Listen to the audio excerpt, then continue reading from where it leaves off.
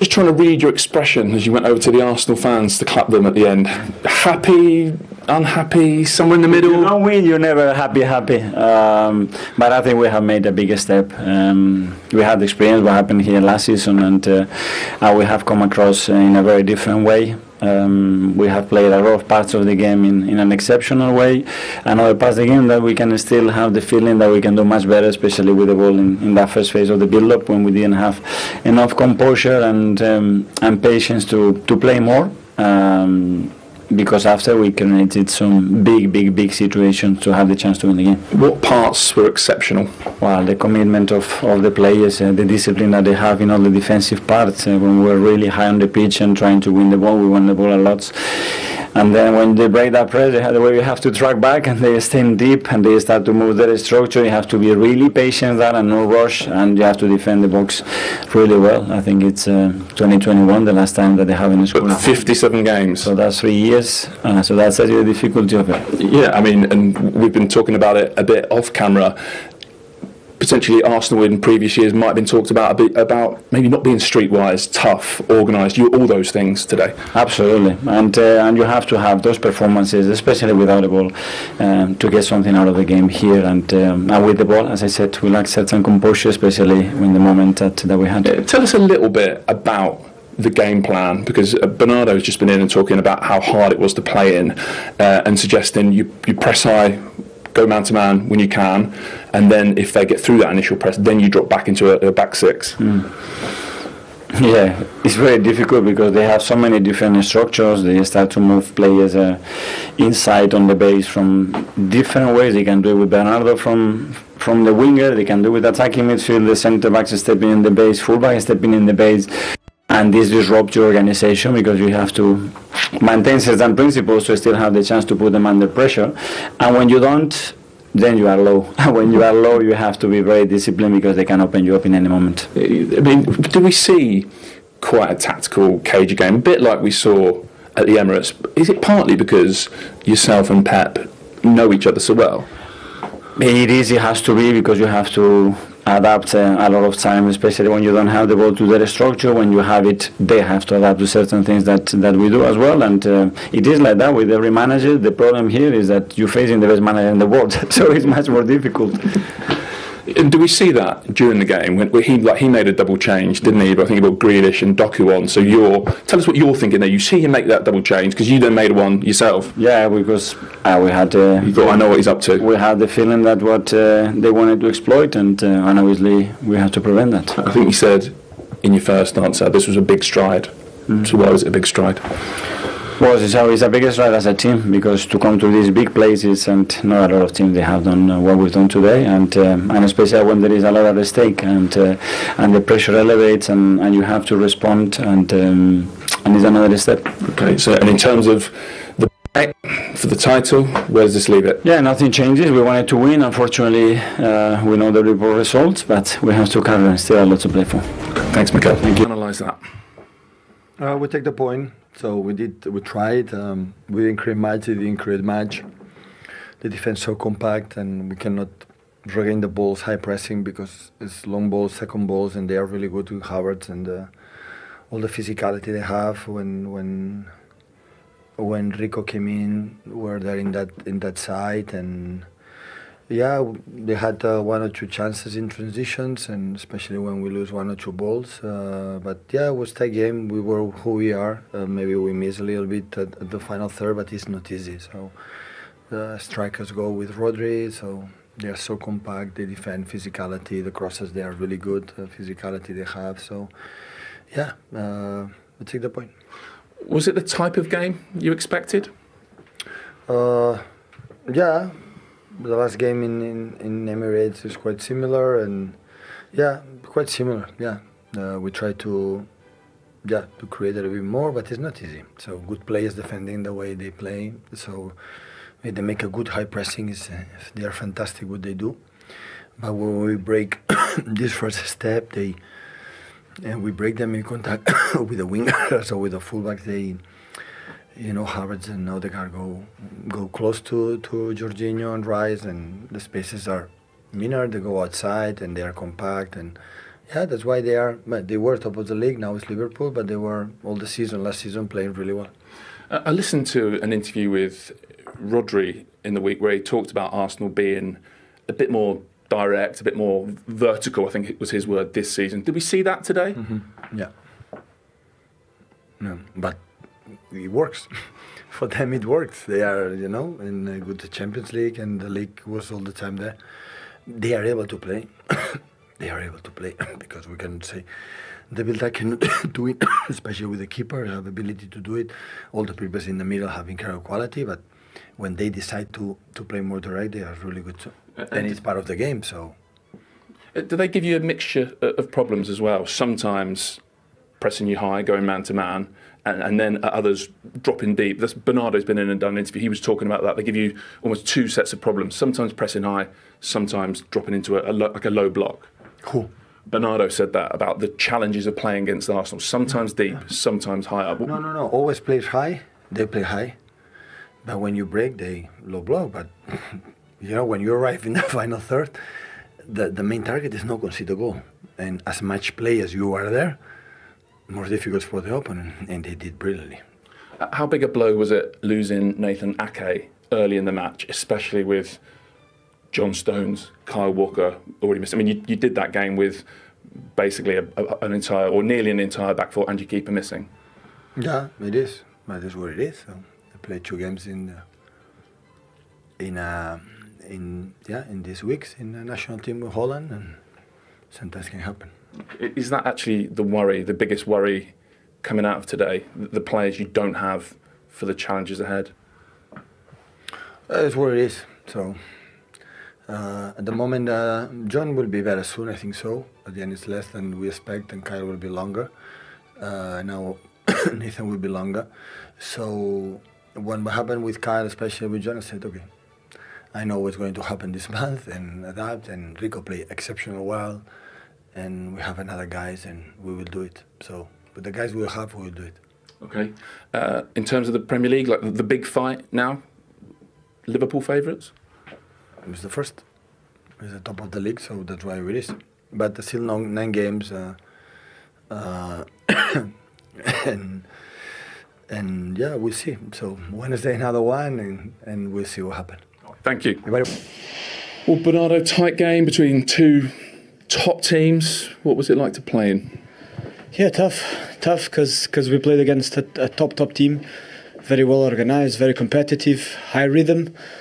And yeah, I think it could have gone both ways, to be honest. That's what I felt on the pitch.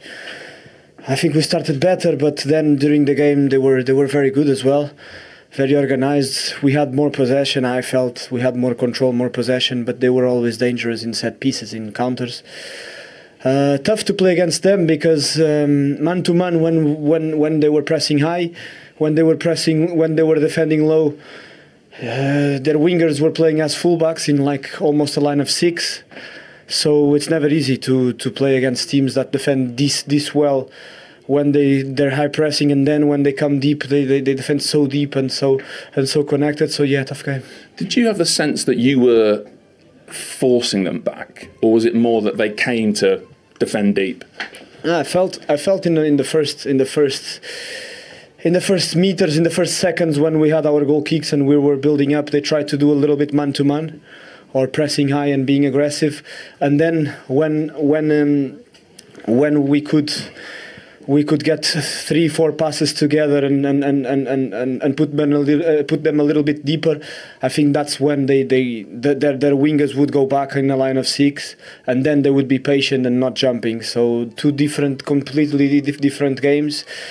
And they were very well organized. It wasn't easy to create chances and to give our strikers opportunities to score goals. So are they quite a different team? Certainly from the one that came here last April. Well, last April I felt they were doing man-to-man all over the pitch for the whole game, and when you do man-to-man, it's a bit of a 50-50, and if you have quick players like Kevin and Erling, it's always tough to play against, and that's what they did. And today it wasn't quite the same. But yeah, different team because they're more experienced. They're a top side with the young players that now are 1 year more experienced than they felt what it was to play here last season. And today I think they were much better. Okay, so you know what it takes to obviously play in these big games and be involved in title races that go right to the wire. How do you see this one now? Well, not favourites anymore because Did that change today? Yeah, I think so. We have to be realistic. Obviously, a lot can happen because 7 games, right? 8, 7? I think 7. It's 9, isn't it? Oh, 9. Yeah. Oh, that's better for us. I thought it was like 7. So you completely threw me there. Yeah. I thought it was like 7 or 8, but 9 is better because a lot can. Back in it. I'm back in it. We're back in it. No, but even 7, 8, a lot can happen. And but now we don't depend on ourselves. We depend on Liverpool because we don't play against them. We depend also on Arsenal because we don't play against them. So we need them to drop points and we need to do our job and win our games. Okay. Good luck with that. Thank you. That is a brilliant couple of minutes for Manchester City. They're right back in the title race all of a sudden. It is 9 games. There is a lot of football still to be played. But what was missing today, Micah? I think just that cutting edge. When we talk about Man City and how they dissect sides, I just think it was more down to Arsenal's brilliance in defence. I think Saliba and Gabriel was brilliant. Ben White knew exactly what he was doing. Kiwior come really narrow as well. And then when they sort of got tired, they brought in Tomiyasu and brought in Partey in midfield. I just think it was a collective thing from Arsenal, and Man City couldn't really find the pieces and the puzzles to dissect them today. Couple of set pieces, and we talked about that before the game as that being a key area potentially for both teams to exploit. Do you think Ake's chance was probably better than he actually realised in that moment? Yeah, it's a massive chance. You know, the ball comes in, couldn't make the greatest movement, but he finds himself free inside the box, and you could just see here it comes off his shoulder and not his head. He can't get the direction that he wants on. A little nudge there, and he'll be kicking himself because it's a huge opportunity after 15 minutes, and that could be the difference in the game. What about this one that fell to Erling Haaland? Well, I mean, Haaland today is a strange one because he's obviously excellent finisher, but sometimes in his build-up play and sometimes in his hold-up play and just little things, he sometimes finds them very difficult to do. I mean, Gary mentioned in commentary, it's like he's not played football. I won't go that hard on him. But he just misses the ball. But he just misses the ball. Obviously, he wasn't concentrating on the connection and just missed it. We've all done it. We've all done it. The levels of his general play is so poor. And not just today, I think his laying stuff off, living headers or whatever it might be. In terms of front of goal, he's best in the world. But for his general play, for such a player, it is so poor. Not just today, I think he has to improve that. He's almost like a League Two player. That's the way I look at him. His general player has to improve, and it will do over the next few years.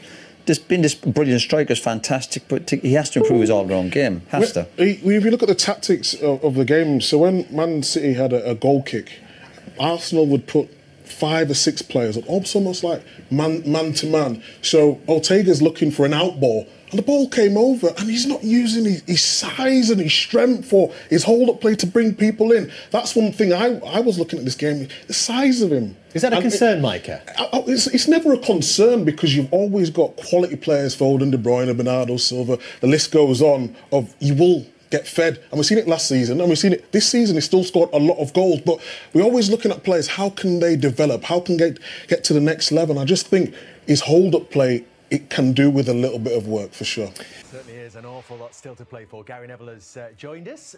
Gary, we've talked before about Arsenal's defence being a problem for them in previous seasons. They conceded 4 here last season. So when they do manage to keep a clean sheet against such tough opponents, do we have to praise and celebrate them for that? Yeah, I think they answered 2 big questions today. One is on their mentality. Could they live in a big game against Manchester City? If you remember, they folded last year here and they were sort of all over the place, whereas today they've withstood a lot of pressure and looked like a team that could go through a title challenge and have a lot more mental strength. So that's it's a big question asked, I think, today out there, because it's difficult to come here. And then the other one, obviously, is the defensive side of things. Last year it was suggested that without Saliba, obviously they were harmed, and that's been proven today. But not just that, Well, I said that. Come on, let's go back to that. I said last season, Saliba is a massive miss. And you sort of dismissed it. Now we've seen the effect. I'm not trying to argue with you guys. I'm looking for a fight today. It's 0-0. I'm a bit down. It's 0-0. Well, come on, let's get it going. There's people at home. No, so to me today, the Saliba was immense, there's no doubt about that, so was Gabriel, but for me, the work ethic of the two wide players and the two forwards were absolutely incredible. Yeah, the two centre-halves were fantastic. They headed everything away. They really did sort of gang up on Haaland. It was the classic one go tight, one drop off, you know, old-fashioned tactic. But they had a lot of players around them to enable them to do that. They had the full-backs narrow and tight. They had the midfield compact with them. The two wide players tucked back in and did a really great job wide. And then the two forward players, when it was needed, Havertz and Ødegaard dropped in as well. Look how many players are around them. You know, if you're playing against world-class players, I said this quite often, it absolutely baffles me when you're playing against a world-class player. Don't be embarrassed to think you need to double up. I quite regularly, when you were playing against Overmars or Pires or Ginola or these great players, you have to get someone else with you to gang up. And that's what Jesus did. Jesus got Kivior, out of a lot of trouble today. You know, Kivior was having a bit of a difficult game early on. Jesus was right next to him, Saka next to Ben White. They did a great job collectively. And physically, they're a lot stronger than last year. Yeah. The physicality in the team, they're definitely more athletes, and they can deal with that constant pressure, whereas last year, as we saw, they couldn't deal with it.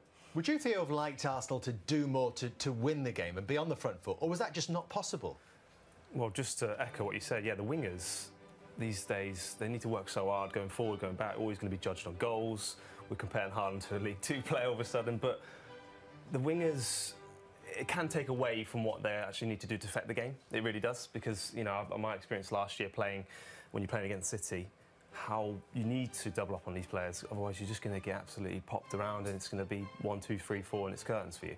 But yes, it's going to take away your attacking duties, and that's when I feel like they were here to come to do a job, get back into a back six, make it difficult, got very tight, and I felt like at times when they did bring on Grealish and Doku, it's still a bit, you know, they want to go out wide and they want to run at them, but as well, Arsenal really well prepared, and it just made it very difficult for them today.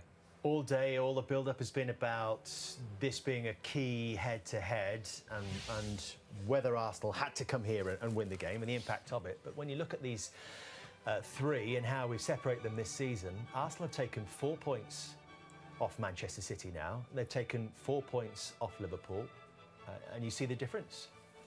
How significant could that be in the final? I think it'll be, obviously, it'll have a big difference come the end of the season. At the moment, it's hard to tell. But when it's so tight at the top and you reflect at the end of the season who's won the league, then you look at the points you took off the other top teams. And that's the big surprise with City. City's lack of results against the teams in the top 5. Yeah, that's a big surprise. But I just think that you look at City, what they've been doing for the last 2, 3, 4 years, even the injuries this year, obviously it's never been done before. But there's a reason for that, because there's such demand to turn up week in, week out.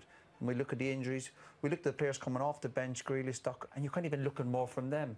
And they just look a little bit off, and it looks like all the injuries and the stresses over the last few years, and I don't want to sound like I'm writing City off, it looks like it's just certainly caught up with them this year in the big games in the league. It is an amazing stat, isn't it, that City haven't yet beaten any of the sides in the top 5. Of course, they can still change that. They've got Spurs the back end of the season, and they've got Villa this coming week here at the Etihad as well. Here's Pep Guardiola right now with Patrick Davison.